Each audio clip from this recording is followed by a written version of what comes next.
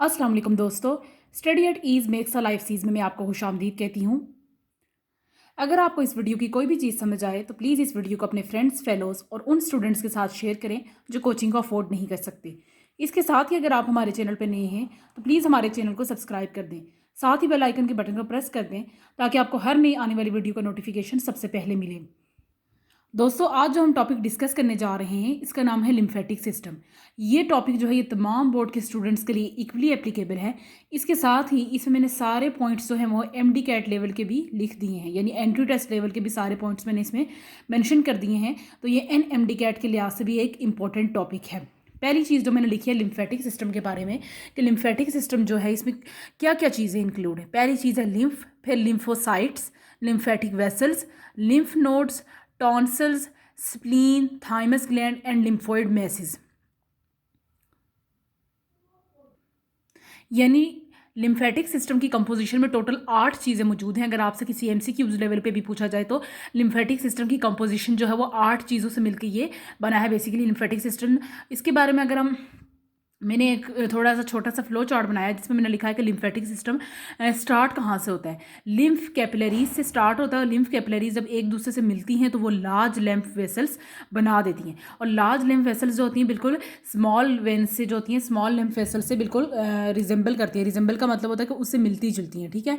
तो आपको अगर पूछा जाए कि लिम्फेटिक सिस्टम कहाँ से स्टार्ट होता है तो आपने बताना है कि लिम्फ कैपिलरीज से स्टार्ट होता है। लिम्फ कैपिलरीज जब आपस में मिलेंगी तो लिम्फ वेसल्स बनाएंगी, और लार्ज लिम्फ वेसल्स जो है स्मॉल लिम्फ वेसल्स से मिलती हैं।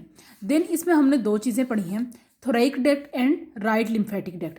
थोरैक डक्ट के बारे में अगर आपसे पूछा जाए कि ये कहाँ पे एंड होती है तो आपने बताना है कि ये सबक्लेवियन वेन पे एंड होती है। बेसिकली मैंने इनको छोटे छोटे पॉइंट्स में इसलिए कन्वर्ट कर दिया है ताकि आपको एमसीक्यूज लेवल पे प्रिपरेशन बहुत अच्छी हो। अगर आप एफएससी लेवल के स्टूडेंट भी हैं तो अगर आपके एमसीक्यूज स्ट्रॉन्ग है, एमसीक्यूज टाइप कॉन्सेप्ट स्ट्रॉन्ग है तो यकीन मानिए कि आप पेपर भी बहुत अच्छा अटेम्प्ट कर सकते हैं। तो मैंने इसलिए लिख दिया कि थोरैक डक्ट कब एंड होगी, लेफ्ट सबक्लेवियन वेन पे। हर पॉइंट को मैंने अलग अलग कर दिया ताकि आपको याद करने में आसानी रहे। राइट लिम्फेटिक डक्ट कहाँ पे ओपन होती है, राइट सबक्लेवियन वेन में। ओपन के मतलब का ये है, इसका मतलब ये है कि ये एंड कहाँ पे होती है। जैसे थोरैक डक्ट जो है वो लेफ्ट सबक्लेवियन वेन में एंड हो रही है, राइट लिम्फेटिक डक्ट भी राइट सबक्लेवियन वेन में क्या हो रही है, एंड हो रही है।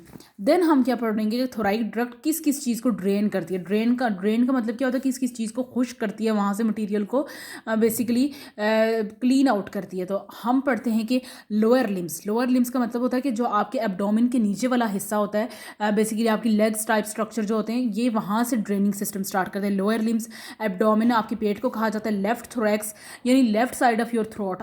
आपके थ्रोट का लेफ्ट साइड जो है उसको लेफ्ट अपर एक्सट्रीमिटीज़ का क्या मतलब होता है, बेसिकली आपकी ऊपर वाले हिस्से की जो लेफ्ट साइड की ऊपर वाले हिस्से की जो आपकी एक्सट्रीमिटीज़ है, जैसे आपके पास आपके फिंगर्स आ गए हैं, आपके फिंगर्स आ रहे हैं, हैंड्स, शोल्डर्स, जो लेफ्ट साइड के उन चीज़ों को बेसिकली एक्सट्रीमिटीज़ कहते हैं। Left side of head and neck, आपके सर और गर्दन का लेफ्ट साइड जो है इसको थोरैक डक्ट जो है वो ड्रेन करता है बेसिकली। तो ये सब चीज़ें जो है बेसिकली थोरैक डक्ट से रिलेटेड चीज़ें जो है बेसिकली वो लेफ्ट साइड से रिलेटेड है कि लेफ्ट साइड हेड और नेक की हो, लेफ्ट साइड ऑफ एक्सट्रीमिटीज़ यानी लेफ्ट साइड के हैंड्स, शोल्डर्स, फिंगर्स हों, एब्डोमिन हो या लोअर लिम्स हो। राइट लिम्फेटिक डक्ट बेसिकली किस चीज़ को ड्रेन करती है, राइट लिम्फेटिक डक्ट जो है वो ड्रेन्स करती है राइट थोरैक्स को, आपके थ्रॉट के, आपके गले के राइट वाले साइड को ड्रेन कर रही है। राइट अपर लिम्ब का मतलब क्या है कि आपकी राइट साइड की फिंगर्स, राइट साइड की हैंड्स, शोल्डर्स, इन साइड को ड्रेनेज का सिस्टम प्रोवाइड कर रही है, और आपके सर और गर्दन का राइट साइड जो है बेसिकली ये ड्रेन कर रही है।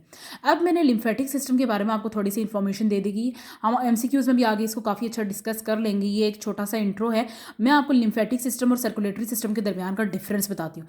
लिम्फेटिक सिस्टम जो है सिर्फ और सिर्फ जो है वो फ्लूइड कैरी करता है, जबकि सर्कुलेटरी सिस्टम ऐसा नहीं करता। आपने पढ़ा होगा कि सर्कुलेटरी सिस्टम जो है वो बेसिकली ब्लड के बारे में बात की जा रही है। तो ब्लड में आप कह सकते हैं कि आपके हर तरह के न्यूट्रिएंट्स, हर चीज़ें जो होती हैं वो सर्कुलेटरी सिस्टम में कैरी हो रही होती है, लेकिन लिम्फेटिक सिस्टम जो है सिर्फ और सिर्फ फ्लूइड को कैरी करता है। फ्लूइड क्या होता है, एक वाटरी स्ट्रक्चर होता है, वाटर टाइप स्ट्रक्चर, जिसे आप लिक्विड कहते हैं, सिर्फ और सिर्फ लिक्विड को कैरी करता है टिश्यू से दूर। लिम्फेटिक कैपिलरी और ब्लड कैपिलरी में अगर आप मैं आपको कह रही हूँ डिफरेंस बताऊँ तो इनमें डिफरेंस ये है कि लिम्फेटिक कैपिलरी में जो है differ from the blood capillary as the lack the basement membrane. Lymphatic capillary के पास बेसमेंट मेम्ब्रेन नहीं है। लैक का मतलब है कि नहीं है, मौजूद नहीं है। तो इसका मतलब ये है कि लिम्फेटिक कैपिलरी में बेसमेंट मेम्ब्रेन मौजूद नहीं है।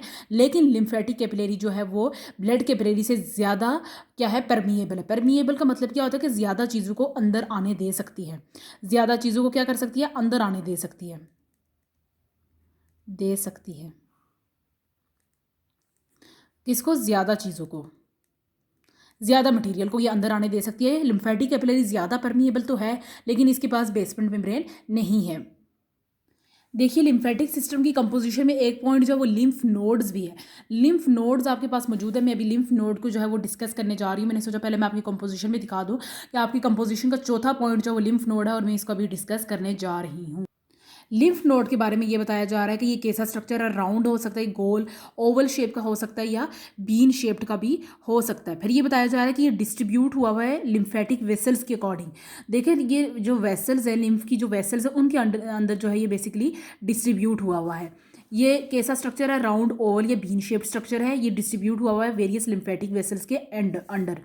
लिम्फ नोड्स की लेंथ बताई जा रही है आपको बेसिकली, ये कितनी है, 1 to 25 मीटर, मीटर नहीं है बेसिकली, ये मिलीमीटर है। इसमें आप डिफरेंस करें कि 1 से लेकर 25 मिलीमीटर ये लॉन्ग है।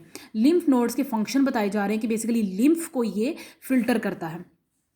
अगर मैं आपको लिम्फ का, मैं आप बेसिकली आपको लिम्फ बताऊंगी कि आगे क्या चीज़ है, लिम्फ क्या चीज़ है। आप ये समझ लें कि फ्लूइड है बेसिकली, इसका मैं आपको डिफ्रेंशिएट कराऊंगी कि लिम्फ क्या चीज़ है।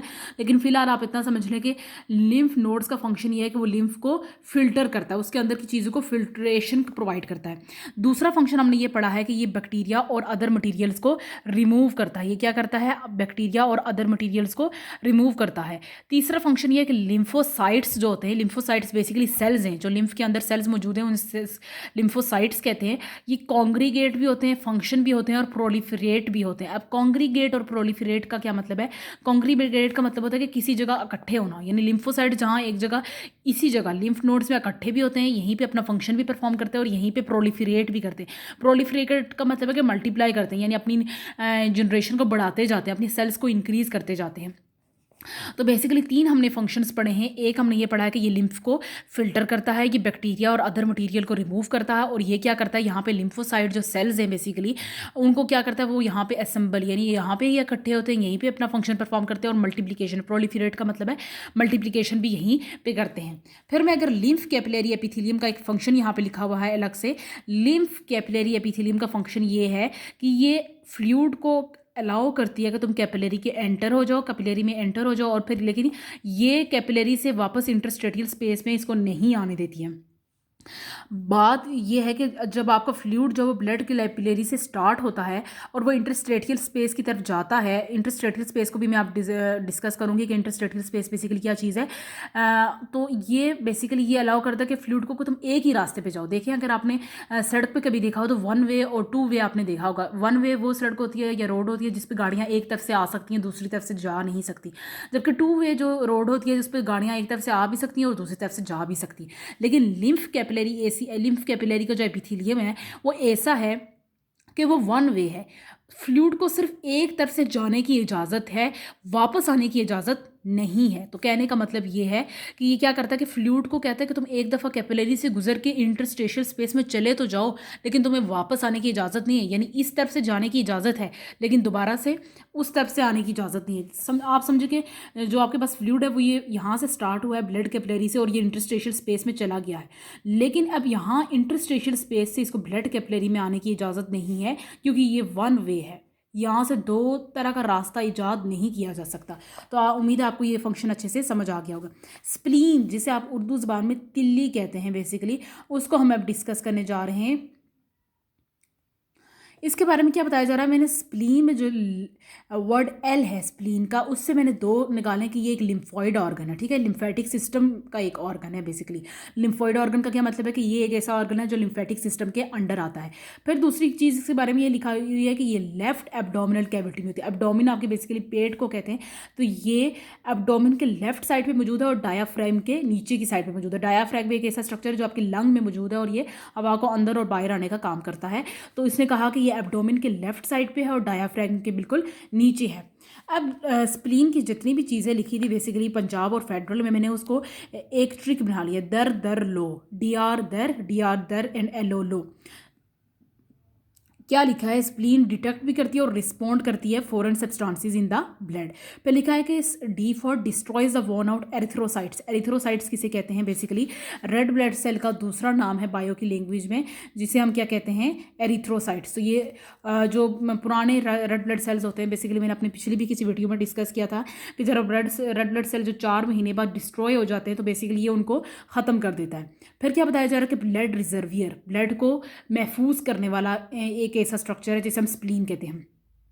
ये कहता है एल एंड ओ का मतलब ये है कि जब आपका ब्लड प्रेशर बहुत लो है, ये जब आपको ऑक्सीजन की कमी है तो ये आपको ब्लड प्रोवाइड करता है। आपका ब्लड प्रेशर लो हो या आपका ऑक्सीजन की कैपेसिटी कम हो आपकी बॉडी में, तो ये आपको ये दोनों चीज़ें प्रोवाइड करने में मदद करता है। स्प्लीन के बारे में जो मैंने ट्रिक बनाई है वो दर लो है, D for detect and R for respond. Detect करता है और रिस्पॉन्ड करता है फॉरेन सब्सटेंसेस को ब्लड में। डी फॉर ये डिस्ट्रॉय करता है रेड ब्लड सेल्स को जो पुराने होते हैं। आर फॉर ब्लड रिजर्वियर है, और लो क्या है कि ब्लड प्रेशर जब लो हो, या O for oxygen, oxygen carrying capacity जब कम हो, तो ये आपको बेसिकली क्या प्रोवाइड करता है, ये दोनों चीज़ें प्रोवाइड कर लेता है। एंड एल जो है वो लिम्फोइड ऑर्गन है, और ये लोकेट कहाँ पे है, लेफ्ट एब्डोमेन साइड पे या डायाफ्राम के नीचे।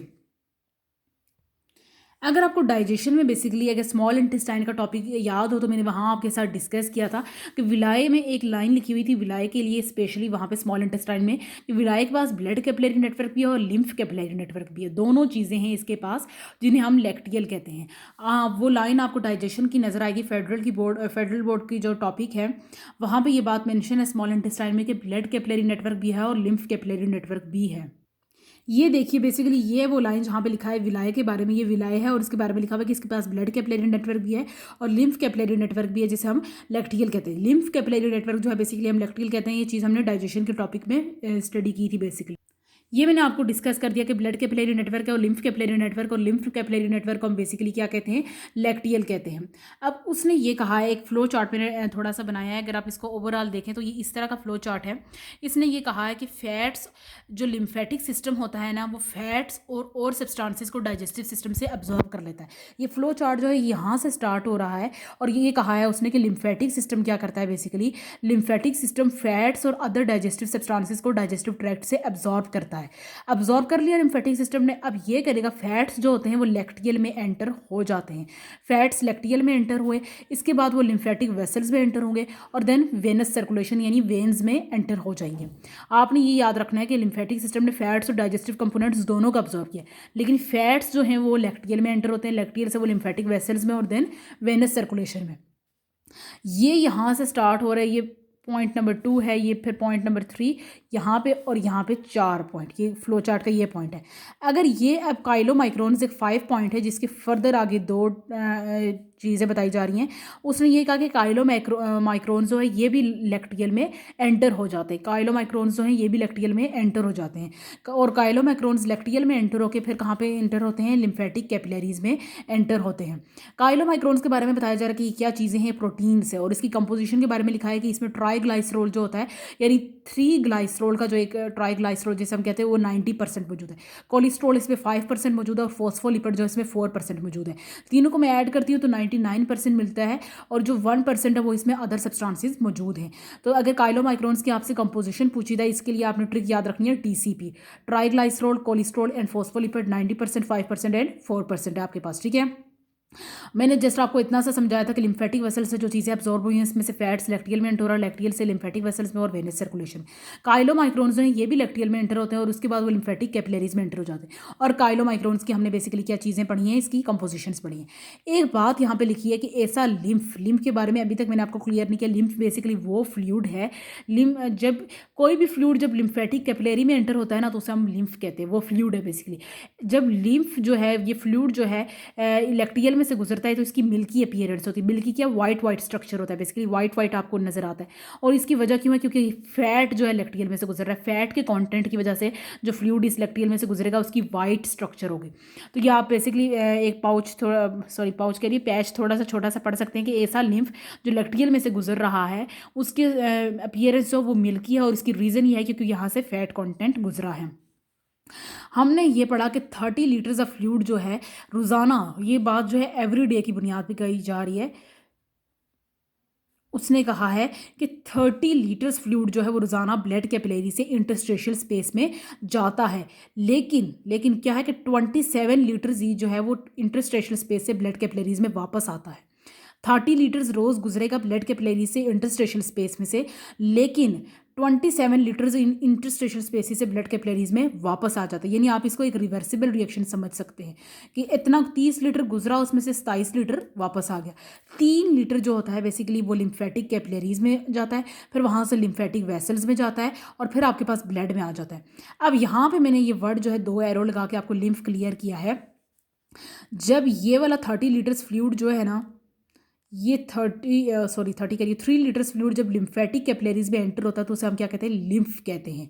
लिम्फ फ्लूइड ही है बेसिकली, ये जो फ्लूइड है इसको, ये फ्लूइड ही है बेसिकली, लेकिन जब वो लिम्फेटिक कैपिलरीज में एंटर होता है तो उसे हम लिम्फ का नाम देते हैं। तो आपको याद रखना कि 30 लीटर जो है वो रोज़ाना एंटर होगा इंटरस्टिशियल स्पेस में, लेकिन उसमें से 27 लीटर इंटरस्टिशियल स्पेस से वापस ब्लड कैपिलरीज में आएगा।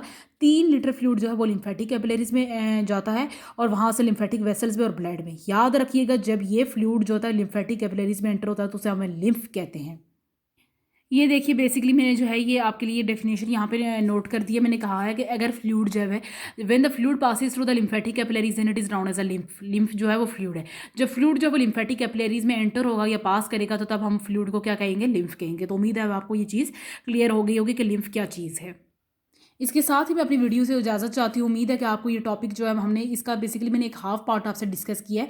उम्मीद है कि आपको ये टॉपिक बहुत अच्छे से समझ आ गया होगा। फिर भी आपको कोई चीज़ समझ नहीं आती तो आप कमेंट सेक्शन में इसको पूछ सकते हैं। ये टॉपिक जो मैंने लिम्फेटिक सिस्टम बेसिकली इस रजिस्टर में मेंशन किया है, इसमें मैंने सारी चीज़ें एमडी कैट के हवाले से, पंजाब की बुक से, फेडरल की बुक से और कुछ एक्स्ट्रा एमसीक्यूज़ के लिहाज से मैंने इसमें लिख दी है। उम्मीद है कि ये topic basically entry test level को कवर कर लेगा। इसके साथ ही मैं अपनी वीडियो से इजाज़त चाहती हूँ। ओके, अल्लाह हाफिज़।